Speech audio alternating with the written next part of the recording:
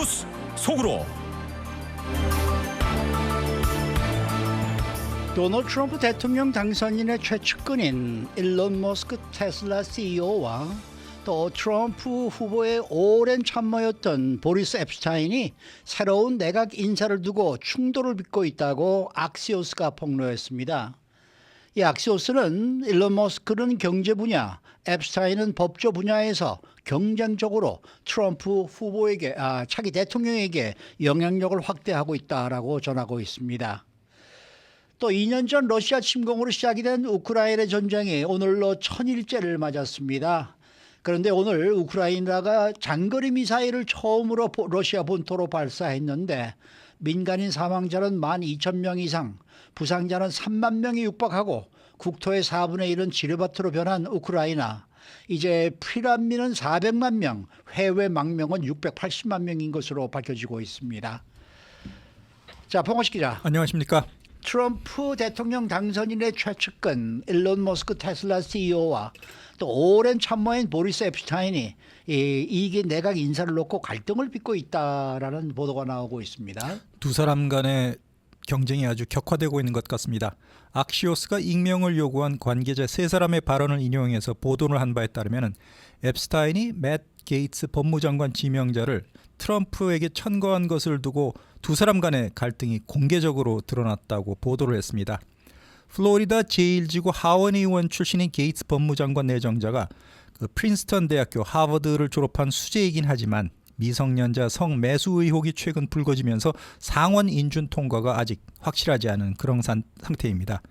법무부 장관 그리고 백악관 참모 인선에 앱스타인이 너무나 큰 영향력을 행사하고 있다고 머스크가 견제구를 날렸는데 이에 대해서 오랜 트럼프의 참모인 앱스타인이 발끈을 하면서 두 사람 간의 갈등이 점점 격화되고 있다는 그런 보도입니다. 자, 앱스타인하고 머스크의 갈등이 공개적으로 드러난 것이 지난주였다고 하는데요. 구체적으로 무슨 일이 어떻게 있었던 겁니까? 정확히 13일 수요일이었습니다. 네. 플로리다에 있는 마랄라고 트럼프 대통령 당선자 자택 만찬에서 다른 사람들이 다 쳐다보고 있는 데서 두 사람이 격렬하게 논쟁을 벌였는데요. 예. 인사정보를 포함해서 인수위원회 정보가 언론에 유출되고 있는 것과 관련해서 머스크가 앱스타인을 의심하면서 맹비난했다는 것입니다. 이에 대해서 앱스타인은 도대체 당신이 무슨 소리를 하는지 모르겠다 이렇게 시치미를 뗐다는 반응인데요. 트럼프 대통령 당선자의 신흥 실세로 떠오른 머스크 CEO 그리고 트럼프 당선자와 오랜 기간 동안 충성을 해왔던 기존의 실세 간의 권력 암투라고 악시오스가 분석을 했습니다. 머스크가 트럼프 대통령 당선자의 이너서클 안에서 갑자기 영향력이 생기면서 위기감을 느낀 옛 참모들과의 갈등이 불거졌다는 그런 지적입니다.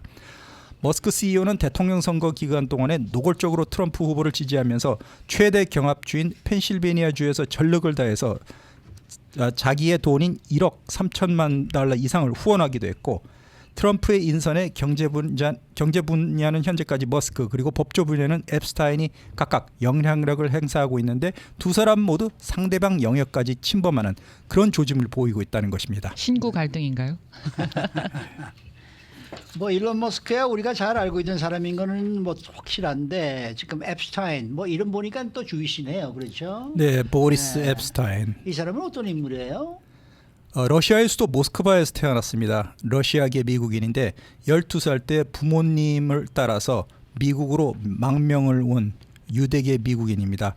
그리고 필라델피아에 있는 스와스모어 칼리지를 졸업했고 대학원은 워싱턴 DC 백악관 근처의 조지타운 대학을 졸업한 변호사인데 43살밖에 되지 않았지만 나이보다 훨씬 들어 보이는 그런 무서운 인상이 아주 독특합니다.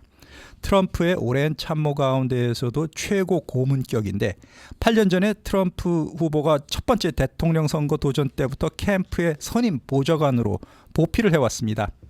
그리고 지난해 트럼프 당선자의 성추행 입막음 형사사건 4건에 대해서 변호 전략을 짰고 이를 지휘했습니다.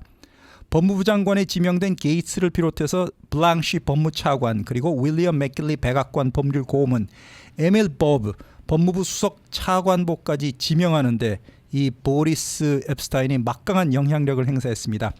그렇지만 현실적으로 부통령 후보로 당선이 된 제이디 밴스 그리고 트럼프 가족들은 보리스 앱스타인보다는 새로 들어온 머스크 CEO에 더 호의적인 그런 상황이라고 합니다. 그렇기 때문에 두 사람 사이의 갈등이 앞으로 4년 동안 더욱 심화될 것으로 보이는데 보리스 앱스타인 입장에서는 굴러온 돌이 박힌 돌을 빼낸다는 속담을 느끼면서 지금 치열하게 머스크와 경쟁을 하고 있다는 것입니다. 이게 네. 뭐 벤스 부통령님 후보나 뭐 이 저 가족들은 앱스타인을 더 좋아하긴 합니다만은 지금 보면 트럼프는 뭐 완전히 지금 일론 머스크한테 빠진 것 같은 느낌이 들어요. 그러니까 뭐 트럼프 본인이 그렇게 생각한다 그러면 뭐 앱스타인도 꼼짝 못하는 거죠. 네, 그래서 벤스 부통령 부부와 트럼프 가족들이 그 앱스타인보다는 오히려 새로 들어온 머스크를 더 좋아한다는 것입니다. 저 식구들이. 예, 식구들과 제이디 그러면 벤스 뭐. 부통령조차 오래 알고 지내는 그 베테랑 보리스 앱스타인보다 새로 들어온 그 머스크를 오히려 더 친하게 돼서 소외감을 앱스타인이 느끼고 있다는 점입니다. 일론 머스크 세상이 됐네 그러면은. 그렇지만 트럼프 대통령 당선자는 누구를 더 편애한다 이런 말을 물론 일체 말은 그렇게 안 하겠지만은 뭐 보면은 뭐 맨날 같이 다니던데요 뭐.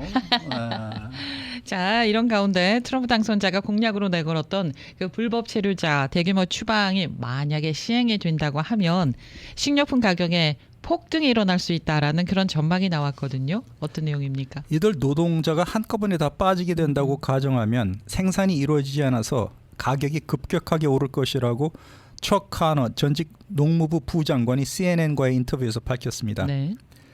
농장 근로자 36%만 미국 시민권자고 23%는 허가를 받은 이민자들이고 나머지 41%가 취업 허가를 받지 못한 이른바 불법 근로자들로 구성이 되어 있는데요. 연방 정부는 2년 전 기준으로 지금 미국에 1,100만 명의 불법 체류자가 있는 것으로 추정하고 있습니다. 그리고 미국 진보센터 통계에 따르면 농업 분야에서 일하고 있는 미등록 이민자가 30만 명에 이르는 것으로 파악되고 있는데요. 미등록 이민자 20만 명이 식품 생산에 종사를 하고 있습니다. 이들은 남들이 꺼리는 가축 도살부터 해산물 가공, 과일 채소 작업까지 다양한 업무를 수행하고 있는데 식품 공급망 전반에서 일하는 미등록 이민자는 지금 170만 명으로 추정되고 있습니다. 중서부의 아이다호주의 경우에는 낙농업 일자리의 90%가 외국인으로 채워져 있는데요. 미국에는 농장 근로자를 위한 영구 비자 프로그램이 없는 상황입니다.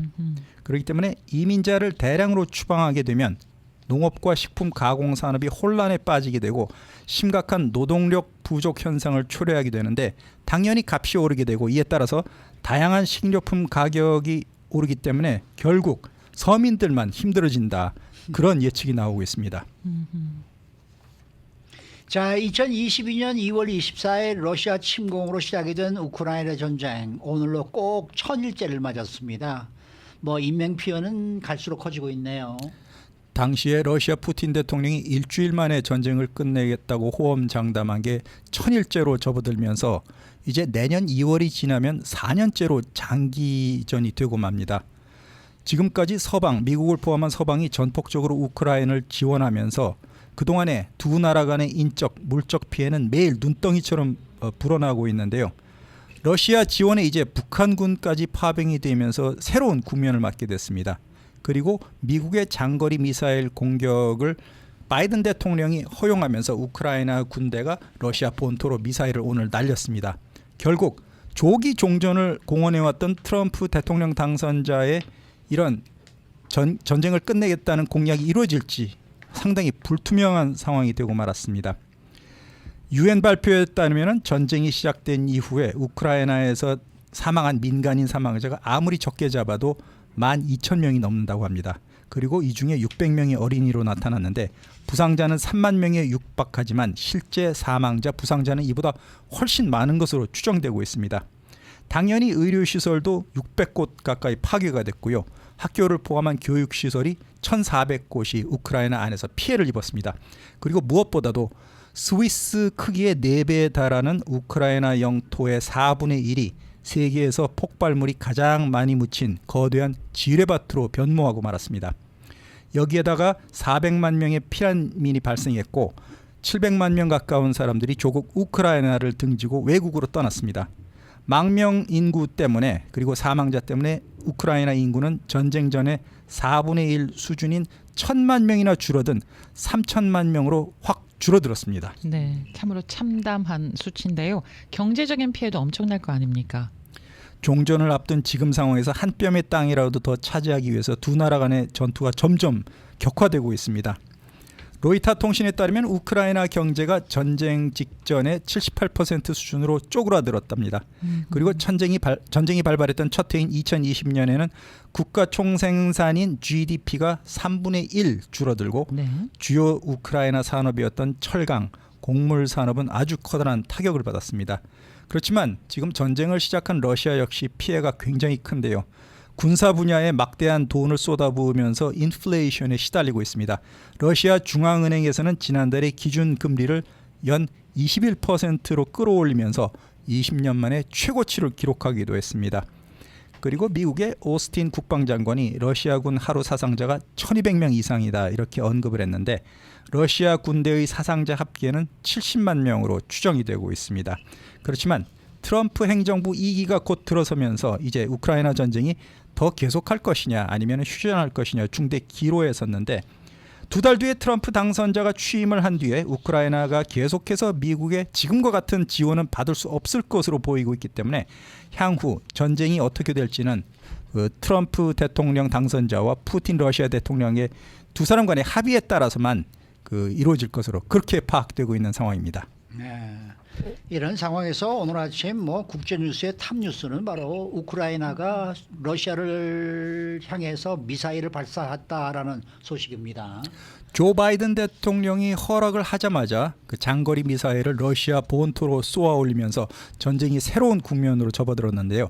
러시아 국방부 발표에 따르면은 우크라이나 군대가 6발의 탄도미사일로 브레안스크 지역의 군사시설 목표를 공격을 했는데 이 중 5발을 러시아 군대가 격추를 시켰다고 합니다. 그리고 나머지 한 발도 커다란 피해 없이 러시아 입장에서는 별 성과 없이 끝냈다 이렇게 얘기를 했는데 러시아 본토에 미국의 장거리 미사일을 처음으로 쐈다는 자체가 굉장히 의미가 큰 것 같습니다. 러시아 영토를 공격하기 위해서 이 장거리 미사일 에이테킴스라고 불리우는 미사일을 사용한 것이 이번이 처음 있는 일인데 바이든 대통령이 장거리 타격 무기의 러시아 본토 공격 제한을 풀어주자마자 이런 일이 발생을 했는데 이에 대해서 공화당 측은 상당히 격분을 하고 있습니다. 트럼프 당선자의 장남인 트럼프 주니어가 트위터 지금의 X에 글을 올렸는데요. 군수업자들이 아버지가 평화를 만들고 생명을 구할 기회를 얻기 전에 제3차 세계대전을 원하는 것 같다. 수조 달러의 돈을 틀어막아야 되고 이런 멍청이들 때문에 전쟁이 더 커지게 됐다. 이런 글을 올렸습니다. 그리고 푸틴 대통령 역시 서방 세계가 우리나라에 대해서 이 같은 첨단 무기를 계속 허용할 경우에는 서방과 러시아가 직접 싸우게 되는 것이다. 이렇게 암시하면서 핵무기도 쓸 수 있다 이렇게 경고를 했습니다. 네, 자 흥미로운 또 내용이 하나가 더 있는데요. 북한군의 러시아 파병 또 미국의 장거리 미사일 타격 허용으로 새로 이제 국면을 맞은 우크라이나 전쟁에 겨울철 날씨가 또 하나의 변수다 이런 내용이 제기가 됐습니다. 이 내용은 어떤 내용입니까? 우크라이나는 봄철과 가을철에 흑토 검은 땅 지대가 진흙탕으로 변하는 이른바 라스푸티차라는 현상이 찾아오고 있습니다. 예. 제2차 세계대전 때도 독일군이 러시아로 진격하면서 겨울철에 이런 라스푸티차 때문에 패전을 했는데요. 예. 겨울이 시작되기 직전에 비가 많이 내리면 땅이 진흙탕 구덩이로 바뀌게 됩니다. 이렇게 되면 우크라이나 전장이 기계 부대, 탱크가 접근을 할 수 없게 되고 작전이 중단이 되는데 소극적인 전투는 이어지지만 악천후 때문에 양측 모두 전진을 하기가 훨씬 어려워진다는 것입니다. 미끄럽고 발이 푹푹 빠지는 상황에서 병사들과 탱크가 앞으로 나가기 어렵고 기온이 너무 추워지기 때문에 비를 맞은 병사들 건강도 악화되면서 전염병 그리고 참호가 아주 혹한으로 멀쩡한 사람도 얼어 죽을 정도로 춥게 된다는 것입니다. 더군다나 지금 장기화된 전쟁 속에 50대 남성들까지 전방에 배치된 상황인데 나이가 많은 이들이 추운 날씨 그다음에 진흙탕 속에서 류머티즘 관절염 환자까지 늘어나면서 지금 양쪽 군대가 최악의 상황에서 전쟁을 이어가고 있는 그런 비참한 상황이라는 말입니다. 네, 라스푸티차. 네. 하나 배웠습니다. 수고 많으셨습니다. 고맙습니다. 네, 봉화식 기자였습니다.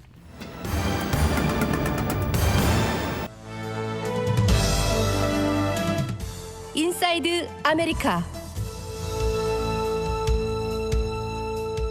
네, 이 자유주의의 보루로 여겨지는 이곳 캘리포니아주는 민주당과 공화당 사이에 일어난 문화 전쟁에서 상당한 역할을 하고 있는데 캘리포니아주 민주당이 극단적인 좌쪽으로 너무나 멀리 나아갔다라는 평가를 받고 있습니다. 공화당은 이런 캘리포니아주의 이 정책을 성공적으로 이용해서 다른 지역 유권자들에게 공포를 안겨주었다라는 분석이 나오고 있습니다.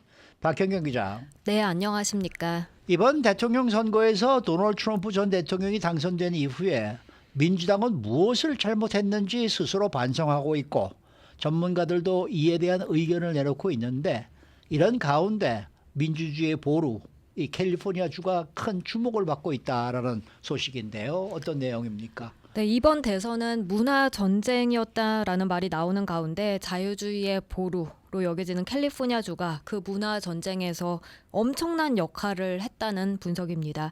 민주당에선 결과가 실패였으니까 당연히 그 역할에 있어서 이곳 캘리포니아주 정치가 문제 중 하나였다라는 그런 좋지 않은 평가들이 줄을 잇고 있는데요. 대체적으로 보면 캘리포니아주가 극단적인 좌쪽으로 너무 멀리 나아갔다는 평가가 나오고 있습니다. LA타임스가 오늘 민주당이 미국 국민들을 되찾고 싶다면 캘리포니아주는 물러설 필요가 있을까란 제목으로 관련 내용의 분석 기사를 실었습니다. 예를 들면은 어떤 정책들이 너무 나갔다라는 평가를 한 겁니까? 예를 들면 캘리포니아주가 흑인 노예 후손들한테 배상을 추진했던 것을 들 수 있겠습니다. 맞아요. 개빈 뉴섬 캘리포니아 주지사가 그동안 이런 말 하는 것 많이 들어보셨을 겁니다. 캘리포니아주가 전국 최초로 뭐뭐를 한다라고요. 뉴섬 주지사는 조 바이든 대통령과 카말라 해리스 부통령 그리고 전국의 다른 민주당원들을 위한 선거 운동을 하면서 공화당 리더들을 악당으로 몰아붙이고 이곳 캘리포니아주는 미래가 먼저 일어나는 곳이라고 말하길 좋아한다고 신문을 전했습니다. 흑인 노예 후손들에게 배상하는 것에 대한 연구도 사실 전국 최초로 실시됐다고 뉴섬 주지사는 자랑했었습니다. 그런데 문제는 캘리포니아주 비롯해서 미국 전체 차원에서 진행됐던 여론조사에서 그에 관해서 매우 낮은 지지율을 기록했다는 점이고요. 결국 뉴섬 주지사와 민주당 의원들은 선거해인 올해 구제책을 제시하라는 요구에서는 거리를 두는 그런 모습을 보였습니다. 그러니까 그제서야 한 발 빼는 듯한 그런 분위기였습니다. LA 타임스가 이런 기사를 썼다는 것만 해도 벌써 이게 뉴스감이죠. 그렇죠. 네. 네. 그러니까 너무 심하게 극좌로 향했다는 또 다른 정책으로는 어떤 게 있습니까? 성소수자 관련 정책을 꼽을 수 있습니다. 뉴섬 주지사가 올해 서명한 법안 중에 보수는 물론이고요. 한인 비롯해 많은 학부모들의 경로를 일게 한 게 있었죠. 바로 학생들이 다른 성별로 자신을 규정하고 싶어 할 때 교사가 학부모한테 알리는 걸 교육부가 금지하는 법안이었습니다. 기억하시겠습니다만 이때 일론 머스크 CEO가 스페이스X 본사를 텍사스로 이전하겠다고 공언을 했었고요. 뭐 이건 일론 머스크뿐만이 아니라요. LGBTQ 이 성소수자들의 권리를 지지하고 동성 결혼을 지지하는 이들조차도 혀를 내두르게 했다는 평가입니다. 하다 너무 지나쳤다라는 평가가 맞아요, 지배적이었습니다. 네. 또 한인들을 비롯한 캘리포니아 주민들이 실질적으로 이건 너무했다라고 느낀 또 대표적인 정책이 또 있죠. 범죄 처벌 관련 정책입니다. 맞습니다. 반복적인 절도 그리고 마약 관련 범죄에 대한 처벌을 강화하는 주민 발의안 36. 이거에 대해서 뉴섬 주지사와 일부 민주당 의원들은 반대했었습니다. 네. 해리스 부통령은 입장 밝히기를 거부했었고요. 그런데 아시다시피 이 주민 발의안 36. 유권자들의 69% 압도적인 찬성으로 통과됐습니다. 그렇게 너무 지나치다는 평가가 그 전부터 사실 나오긴 했습니다만 이번 대선에서 결과를 들어보고 난 이후에 그 평가가 좀 더 수면 위로 맞습니다. 드러나는 것 같습니다. 네. 그러니까 지금까지 말씀하시는 것은 이 캘리포니아 민주당이 좀 너무 지나치다라는 평가를 받는 것들을 얘기해 주셨는데 네. 이 주민들의 또 삶과 좀 동떨어진 그러한 이제 이 정책들을 많이 채택한 것도 이것도 좀 문제가 있지 않습니까? 네, 기후 변화와 관련해서 개솔린 자동차 판매 금지 정책이 그 가운데 하나입니다. 민주당은 오는 2035년부터 새 개솔린 자동차 판매 금지 포함한 기후 변화에 대한 캘리포니아주의 공격적인 대응을 자랑했었습니다. 하지만 캘리포니아주 개솔린 가격을 보면 전국에서 가장 비싼 주 가운데 한 곳으로 캘리포니아주는 실제로 주민들이 필요한 이 부분을 해결하지 못했다는 점 LA 타임스는 꼬집었습니다. 그리고 캘리포니아주는 미국에서 가장 엄격한 총기 규제법을 시행하고 있는데요. 그런데 선거 캠페인에서 해리스 부통령은 총기 규제에 대한 지지를 나타내면서도 자기는 총기를 소유하고 있다고 여러 차례 밝혀서 위선 논란이 일기도 했습니다. 네. 자, 공화당이요. 이번 선거에서 캘리포니아주의 정책을 성공적으로 잘 활용했다라는 평가가 나왔는데요. 이건 어떤 내용입니까? 네, 공화당은 캘리포니아주 정책으로 인한 문제들을 짚으면서 다른 지역 유권자들에게 공포심을 안겨줬다는 아하, 분석입니다. 공화당은 이 샌프란시스코와 LA에서 문제가 된 노숙자 문제, 또 범죄, 그리고 주택 비용으로 텍사스로 이주한 사람들에 대한 이야기를 화두로 삼았고요. 그러면서 캘리포니아주를 위험할 정도의 진보적인 주로 어떻게 보면 좀 악마화시켰고 이게 매우 효과적이었다는 평가입니다. 앞서 캘리포니아주는 미래가 먼저 일어나는 곳이다 이렇게 뉴섬 주지사가 말했다고 전해드렸는데요. 다른 지역 주민들이 보기에 그런 캘리포니아주 상황이 별로 좋아 보이지 않았고요. 우리도 그렇게 될 수 있다는 두려움을 심어주는데 공화당이 좀 효과적인 그런 캠페인을 벌였다는 설명입니다. 구체적으로 어떤 식으로 캘리포니아주를 활용해서 이 성공적인 캠페인을 벌였다라고 이렇게 얘기하시는 겁니까? 트럼프 전 대통령은 캘리포니아주의 높은 비싼 생활비를 지적하면서 뉴스컴이 아름다운 캘리포니아를 죽이려 한다고 했습니다. 뉴스컴은 이제 뉴섬과 스컴, 이 인간 쓰레기란 뜻의 스컴을 합쳐서 부른 겁니다. 네. 아하. 그런가 하면 트럼프 전 대통령은 이 트루스 소셜에 캘리포니아주는 합리적 가격에 자동차를 만드는 걸 불가능하게 만들고 있고 통제되지 않고 불균형적인 노숙자 재앙을 초래하며 특히 식료품을 포함한 모든 비용이 통제 불능 상태다라는 글을 올리기도 했고요. 그리고 공화당 쪽에선 이제 스포츠에서 트랜스젠더가 나서는 그런 불공정함 그리고 공중 화장실, 경찰 예산 삭감 등에 관해서 광고하면서 너무 자유주의적인 캘리포니아주처럼 그냥 내버려 두면 무너질 것 같은 인식을 심는 데 주력했습니다. 여기엔 캘리포니아주 출신 해리스 부통령을 중심에 뒀습니다. 네. 그러면은요 대선이 끝나고 난 다음에 민주당에서 자체적으로는 어떤 목소리가 나오고 있습니까? 공화당 그리고 접전 지역의 유권자들뿐만 아니라 네. 많은 캘리포니아주 민주당 유권자들에게도 지나치게 자유주의적인 쪽으로 나아갔다는 것 인정하는 분위기고요. 이념적인 정치보단 먹고 사는 그런 실질적 문제에 보다 집중해야 한다는 의견이 민주당 내부에서도 나오고 있습니다. 우리는 다시 빵과 버터, 주방 테이블, 중산층 문제에 집중해야 하고 정체성 정치에서 벗어나서 이러한 문화 전쟁과 싸우는 개념에서 벗어나야 한다. LA에 있는 민주당 컨설턴트 존 샬머는 강조했습니다. 지금 어젠가요? LA 타임스에서 또 그런 얘기도 했더라고요. 이 학교라든지 교육 시스템에서 종사하는 이 지도자들, 트럼프 정부가 분명히 강경하게 나오기 때문에 우리는 맞서서 싸울 준비를 해야 되고 거기에 필요한 자금도 확보를 해야 되고 이런 식의 지금 정책을 지금 이제 찾아가겠다라는 기사가 실렸거든요. 그런데 저는 그렇게 생각해요. 그게 연방 정부에서 어차피 어떤 지원금이 들어오지 않으면은 모든 학교 시스템도 제대로 굴러갈 수가 없는 상황이다. 아니 그렇다 그러면은 한 4년 정도는 조금 소리를 죽이고 트럼프 당선인의 좀 뭔가를 좀 이렇게 맞춰주면서 어느 정도 확보할 자금들은 좀 확보를 해 나가면서 4년 후를 봐야 되지 않을까 이런 생각이 드는데 아니 그렇게 강경하게 맞대응해서 도대체 뭘 하겠다는 겁니까? 나는 그게 참 좀 답답하기도 하고 그래요. 그러니까 뭐 그 싸우겠다는 얘기를 보면 아까 한 얘기로 그 이 성소수자 학생들의 무슨 권리를 뭐 향상시키겠다 맨 이런 얘기들만 있기 때문에 이 보수 쪽의 의견을 조금 가지고 있는 사람들로 보면은 아니 과연 이렇게까지 해도 괜찮은 건가 이런 생각을 하게 되거든요.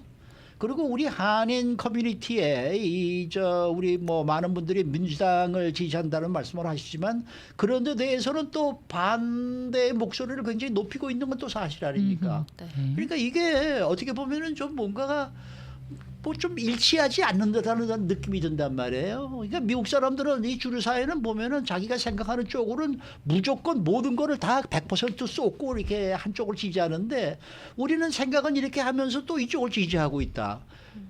이것도 좀 뭐가 좀 이상하지 않나. 그래서 조금씩 좀 우리 자체도 우리 한인 커뮤니티 자체도 조금씩 좀 바뀌어가야 되겠다라는 생각이 좀 들고 또 너무 민주당 극좌 쪽으로 돌아가고 있는 민주당 내에서도 뭔가 좀 달라져야 되지 않을까 이런 생각이 좀 들기도 하고요. 그렇지 않으면 이거 앞으로 선거할 때마다 이거 어떻게 될지 모르죠. 그렇죠. 네. 물이 너무 오래 고여 있으면은 물이 상하잖아요, 맞습니다. 썩잖아요. 네. 그래서 이제는 좀 새로운 물도 들어가야 되고 좀 변화가 있어야 되는 그런 시점인데 좀 늦은 감도 있다라는 아니 생각이 또 캘리포니아가 들어요. 사실 뭐 좌쪽으로 이렇게 편향하게 된 게 이게 뭐 거의 한 20-30년 정도밖에 안 되거든요. 그 전에는 그렇지 않았어요. 뭐 이렇게까지 민주당 쪽이 아니었는데 왜 이렇게 자꾸 골수 쪽으로 이렇게 가고 있는지 네. 좀 그게 좀 이해가 좀 잘 안 돼요. 아하. 아놀 슈왈제네거 주지사가 주지사로 뽑혔을 때 그때 공화당이었잖아요. 그때는. 아니, 로널드 레이건 대통령도 여기 캘리포니아 출신이었죠. 네. 아놀드 슈왈츠네거도 그랬죠. 네네. 그다음에 저 누굽니까 조지 부시 저 아버지 대통령도 네. 여기 공화당 저 당선 이곳 캘리포니아에서는 공화당 당선이 됐었거든요. 아, 그랬었군요. 그러니까 이게 모든 게 네. 다 이렇게 좀 돌아가면서 그때 모은 거를 봐가면서 좀 바뀌어줘야 되는데 그냥 일편단심으로 나는 민주당 쪽 네. 우리는 이쪽으로 가야 돼. 이게 과연 옳은 방법인가? 저는 좀 그런 생각이 자꾸 들어요. 변화의 때가 왔습니다. 맞습니다. 수고 많으셨습니다. 감사합니다. 박현경 기자였습니다.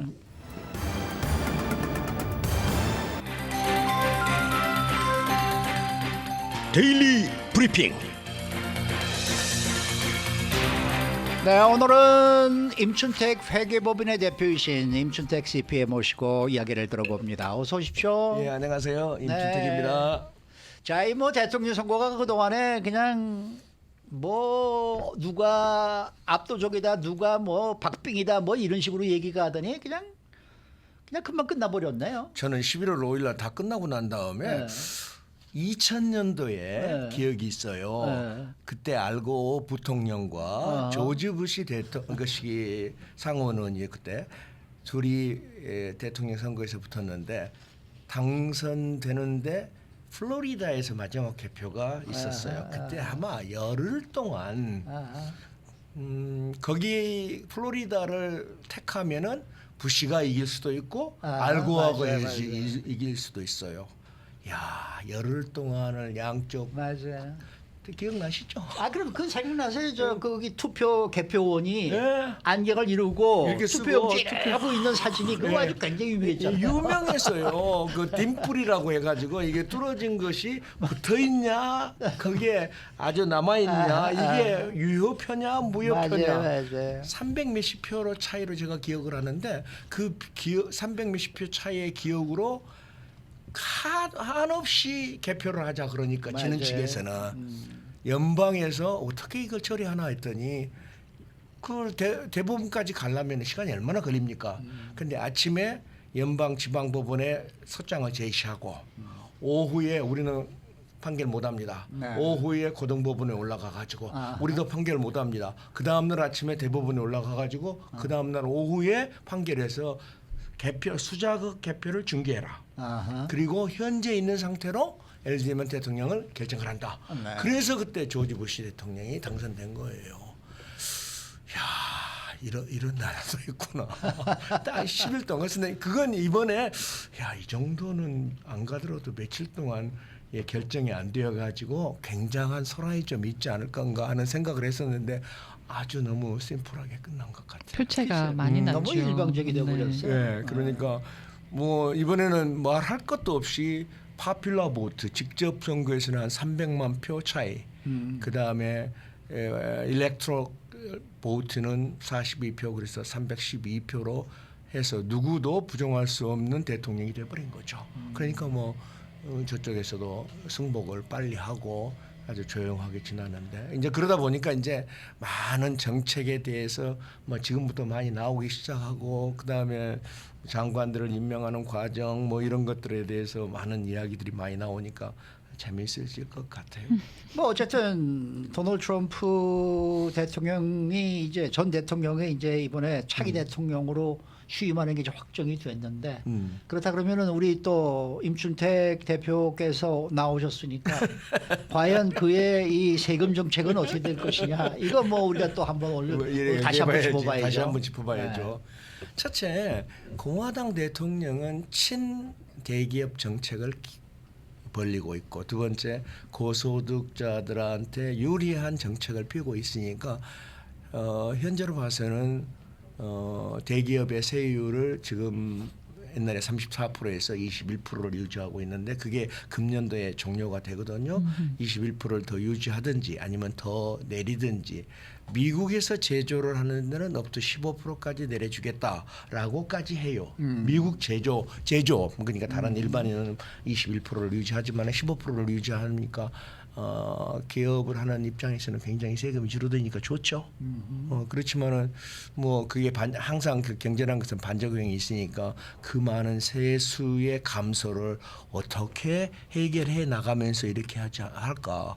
그 세수의 감소를 충당할 수 있는 방법이 없으면은 누구든지 대통령이 돼가지고 나도 이거 깎아주겠다, 나 이것도 깎아주겠다 해놓고 국가를 어떻게 운영해요? 그러니까 제가 보기에는 그래서 이제 대체적으로 대안으로 나오는 것이 과거에 바이든 정부가 했던 여러 가지 보조금 정책 이런 것들은 굉장히 삭감하겠다. 지난번에 2년 전에 인플레이션 리덕션 액트라고 해가지고 어마어마한 세금 감세 정책을 했거든요. 그것도 손을 보겠다. 그것도 법이 만들어졌기 때문에 연방 상하원의 그 동의를 거둬야 되는데 이번에 상하원이 전부가 다 레드 슬리프가 되어버렸잖아요. 그러니까 그것도 제한할 수도 없다. 그러다 보니까 이제 관세라는 측면으로서 관세를 어떻게 이제 부과를 해가지고 그동안의 부족금을 충당하겠느냐. 관세 말이 좋죠. 가장 쉽게 거둘 수 있는 돈이요 관세예요. 인컴 텍스는 쉽지 않은 그렇죠. 그 징수 방법이거든요. 그러니까 돈을 많이 벌을 수 있는 방법이 있는데 그것이 그렇게 절대적으로 가장 쉬운 방법이냐 또는 물가에 영향은 없냐 하는 것은 두 번째 문제죠. 개인적으로 봐서는 크게 변화는 없을 것 같은데 많은 것들은 현재 세율은 그대로 유지하겠다. 그러니까 맥시멈은 옛날 39.6%에서 37% 구간별 세액은 조금씩 줄여가지고 아무튼 거기도 세금을 많이 줄여주겠다 그런 생각을 하고 있습니다. 상속세는 어떻게 되나요?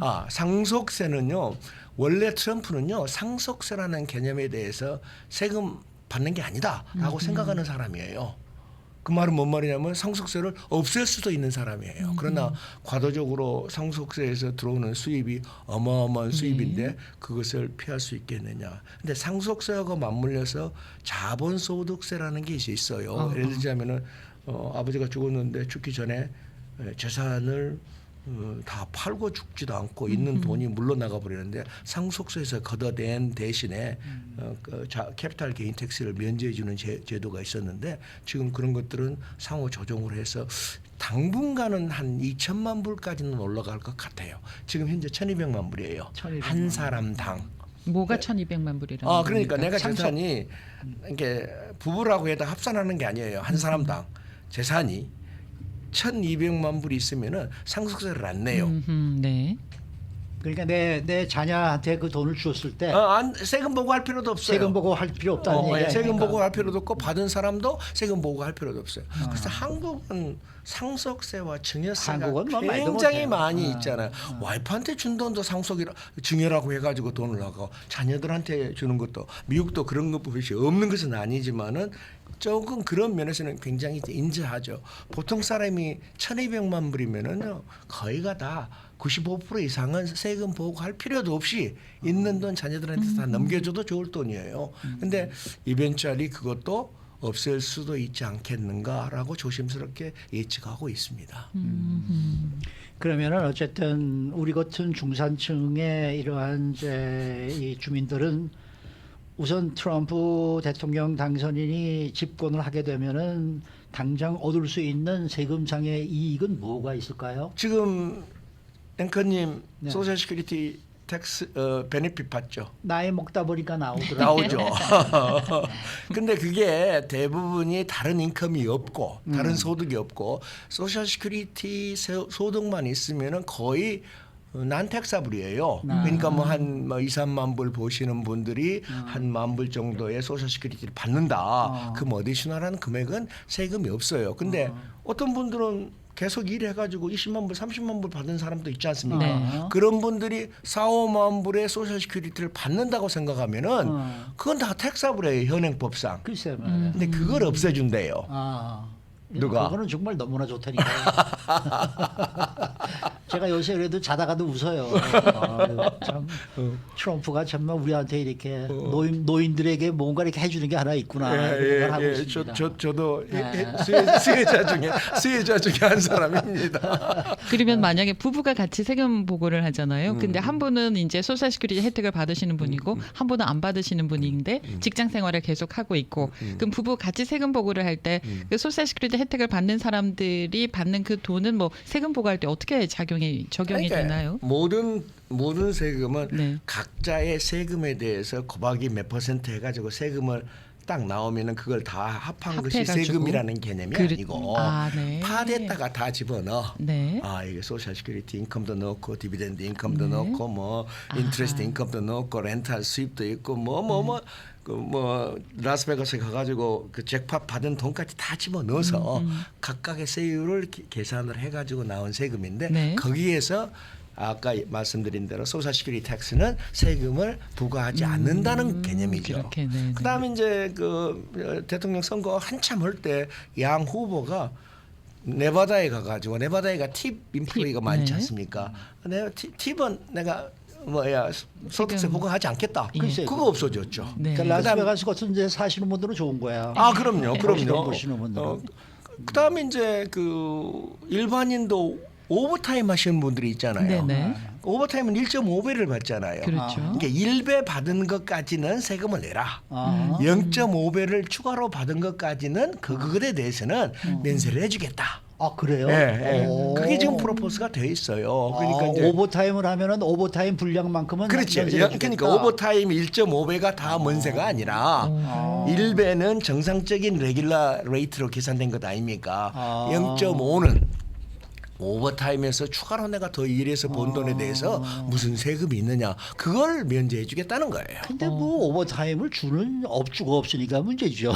아니 근데 이제 월급으로 대개다 받으신 분들은 그런 혜택이 없지만은 그 아월리 워커들은 그렇죠. 그건 또 혜택이 있을 수도 있으니까 좋은 정책으로 저는 봅니다. 네, 그 세금 계산을 누가 해주나요? 그 페이첵을 받을 때 계산이 돼서 나오나요? 아니면은 페이첵에 W2 폼이라는 게 나와요. 네네. 그 W2 폼 우리 컴퓨터나 네네. 시스템에다 넣으면은 자동적으로 다 계산을 어떤 포션은 난 텍사블로 가고 어떤 텍스는 텍사블로 가고 네. 자동적으로 계산이 되게끔 돼 있죠. 네. 좀 복잡해요. 내년도에 만약에 나오면은 나와요. 복잡하겠네요. 근데 이제 세금이 이제 이런 새로운 대통령이 나와버리면은 2024년도에 세금을 계산할 때 내년도에 그 새로운 세법이 해당이 돼야 안 돼. 그래서 그것도 이제 기다려봐야 되는 거 아니에요? 기다려봐야 하는데 내년 1월달에 들어가가지고 네. 입법을 할 때 소급해서 적용하는 제도가 있어요. 1월 1월 1일 2024년도부터 적용한다. 아. 그러면 금년도 세금한테 혜택이 가는 거죠. 이런 세금은 내년 2025년도 후부터 된다. 그러면 저후년에 가야 혜택이 가고. 맞아요. 언제부터 그러니까 적용이 되는지는 아직은 모르는 거예요. 아직은 아직은 이제 뭐, 세법이 되면서 네. 이제 양 국회에서 이제 각 주민들이 이런 것은 말이야 좀 빨리 좀 해달라. 올해 거부터 좀 해주기를 바라는 것들이 바라는 많죠. 거죠. 기도들 많이 하시고. 그러나 저러나 이 정부는 그렇게 해서 세수가 이렇게 줄어들면 어떻게 그걸 그러니까 메꾸겠다는 이제 거예요? 그러니까 문제죠. 예를 들자면은 미국은 발권 국가잖아요. 세계 주축 달러가 주축 통화 아닙니까? 네네. 그러니까 마음대로 찍어낼 수 있죠. 네. 근데 엄청난 양의 지금 옛날에는 달러를 찍을 때는 베이시스가 뭐냐면 금을 얼마나 보호해야 하느냐. 금본위 시대에서 닉슨 대통령 때부터 그걸 다 없애버렸어요. 그 많은 돈을 그 금으로 연관시켜 가지고 미국 FRB에다가 가질 수가 없으니까 전부 다 그걸 없애버렸어요. 그러다 보니까 마음대로 찍어냈을 때는 인플레가 걱정이 되죠. 그럼요. 맞아요. 그럼요. 그래서 이 사람들이 이제 대충 이렇게 감세 정책을 많이 하면은 어디선가 돈을 세이브해야 될 것 아닙니까? 일단 일론 머스크가 2조 달러 줄이겠다 그랬잖아요. 그것도 이제 연방 기관을 그것도 이제 줄여가지고. 하나가 있고 지금 먼저 이야기하고 싶은 네. 것은 관세를 통해서 예. 막대한 돈을 걷어들이겠다. 일반 관세를 10와 20%, 그다음에 특정 관세는 60%를 불치겠다. 말이 쉽죠. 모든 통관하는 그 순간에 그 통관 인보이스에 미국 세금이 딱 매겨져 있으니까 누구도 그 돈을 내지 않고는 물건이 못 들어와요. 그렇죠. 그만큼 직접 돈을 거둘 수 있는 방법이 없어요. 하지만 그 부담은 소비자가 가진단 말이에요. 그러니까 이제 문제는 그 소비자가 그 사람들이 그 물가가 그 20% 이렇게 붙이거나 중국산 같은 건 60%를 붙여가지고 미국에서 경쟁을 못 하려고 하니까 물가를 가격을 올릴 것 아닙니까? 그렇죠. 그 가격이 전반적으로 올라가기 시작한다면 예. 블룸버그 통신에 의하면은 한 4.3%가 물가가 올라간대요. 에스티메이트야. 예. 많은 거예요. 그다음에 뭐 모건 스테인은 한 1% 올라갈 것이다라고 네. 하지만은 누구도 예측할 수 없는 일이지만 아무튼간에 일반적으로 이야기지만 물가가 올라가는 것은 사실일 것 같다. 저는 그렇게 생각을 합니다. 물가가 올라가는 것만큼 인건비도 같이 올라가면 근데 이제 기업체로 이분이 봐서 되는 건가요? 기업체로 봐서 수익이 좀 있어야 그렇죠. 올려주지. 네. 물가는 오르고 물가가 그 제조 판매 물건이 많이 팔리면은 실제로 그만큼 올려서 팔면은 인컴이 되지만은 네. 올려서 팔지 못하는 거죠. 내가 지금 현재 지금 인건비도 올랐고 물건 사는 값도 올랐으니까 설렁탕값 25% 올리겠습니다라고 했는데 25%로 올리면은 당장에 안 팔리잖아요. 그러니까 함부로 많이 올릴 수 없는 것이 있기 때문에 기업주로서는 인컴이 줄어들어 버리니까 인컴이 줄어들어 버리면은 월급을 줄 수가 없죠. 더 많이 못 주죠. 네. 근데 지난번에 저 경제 전문가 한 분하고 이제 저 이야기를 나눴는데 그분은 또 그렇게 얘기하시더라고요. 트럼프 일기 때 뭐 관세가 올라간 게 여러 개 있었지만은 그만큼 물가는 올라가지 않았었다. 그러니까 이제 그건 이제 트럼프 기대해봐야 일기와 지금 현재 트럼프 이기의 많은 비교 대상이에요. 그렇게 나쁜 것이 있지만은 그때 잘 네. 극복했다라고 하는 파지티브한 그러니까 것도 뭐 지금도 있어요. 이번에도 올려도 괜찮을 것이다 이런 얘기 또 하시는 기대를 분도 해보죠. 계시더라고요. 오늘 말씀 잘 감사합니다. 들었습니다. 네, 네. 임춘택 회계법인 대표이신 임춘택 CPA 함께했습니다.